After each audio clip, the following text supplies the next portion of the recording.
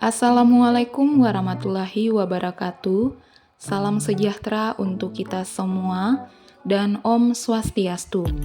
Apa kabarnya anak-anak semua? Kembali lagi bersama Ibu dalam mata pelajaran geografi, di mana kita akan belajar tentang penduduk sebagai sumber daya manusia. Sebelum itu, kita perlu mengetahui terlebih dahulu apa yang dimaksud dengan sumber daya manusia. Jadi, sumber daya manusia merupakan segala potensi dan kemampuan yang ada dalam diri manusia yang dapat dimanfaatkan bagi kepentingan dan kelangsungan hidup manusia itu sendiri. Sumber daya manusia dapat dibagi menjadi dua pengertian, yaitu pengertian mikro dan makro.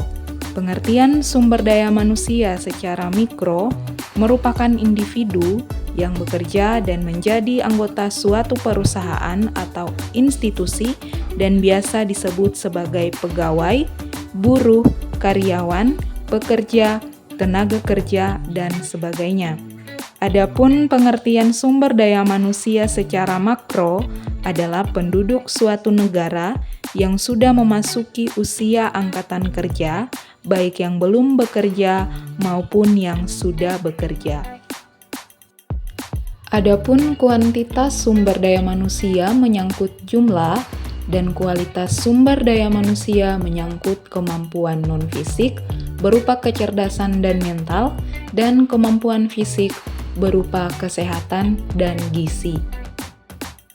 Untuk mengetahui kuantitas penduduk dapat dilihat dari distribusi penduduk atau migrasi dan komposisi penduduk. Nah, mari perhatikan sebaran penduduk Indonesia menurut wilayah pada tahun 2020. Di sini terlihat jelas bahwa negara Indonesia memiliki daratan yang luas, namun tidak diimbangi dengan pemerataan distribusi penduduknya. Pulau Jawa merupakan wilayah dengan tingkat kepadatan penduduk tertinggi dibandingkan pulau-pulau lainnya. Meskipun luas wilayah geografisnya hanya mencakup sekitar 7% dari seluruh wilayah Indonesia, Pulau Jawa adalah rumah bagi 56,10% dari penduduk Indonesia. Sebaran penduduk terbesar kedua setelah Pulau Jawa adalah Pulau Sumatera. Jumlah penduduk Pulau Sumatera sebesar 21,68% dari penduduk Indonesia. Selain itu, penduduk di Indonesia menyebar di wilayah-wilayah lain, yaitu di Pulau Sulawesi, yaitu sebesar 7,36%, Pulau Kalimantan sebesar 6,15%, dan wilayah Bali, Nusa Tenggara, dan Maluku, bahkan Papua, masing-masing sebesar 5,54% dan 3,17%. Nah, kita beralih pada komposisi penduduk. Komposisi penduduk sendiri terdiri atas 3. Yang pertama berdasarkan generasi, kemudian berdasarkan kelompok umur, dan yang selanjutnya berdasarkan rasio jenis kelamin.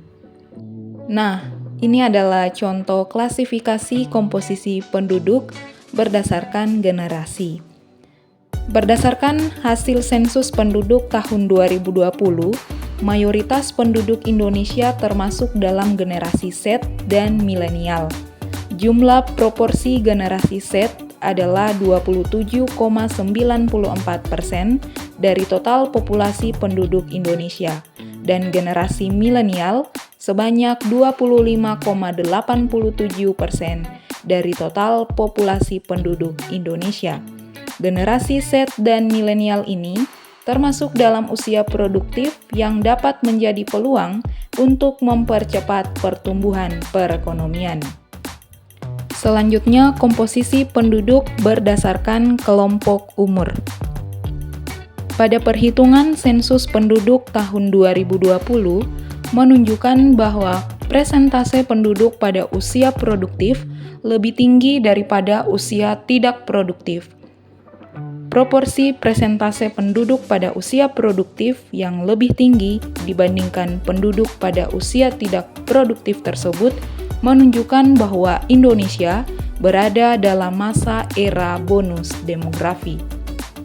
Komposisi penduduk berdasarkan rasio jenis kelamin. Berdasarkan sensus penduduk tahun 2020, jumlah penduduk laki-laki di Indonesia sebanyak 136,66 juta jiwa dari penduduk Indonesia. Sementara itu, jumlah penduduk perempuan sebanyak 133,54 juta jiwa dari penduduk Indonesia. Berdasarkan pada kedua informasi tersebut, rasio jenis kelamin penduduk Indonesia adalah 102. Artinya, pada tahun 2020, terdapat 102 laki-laki untuk setiap 100 perempuan di Indonesia. Selanjutnya ada kualitas penduduk.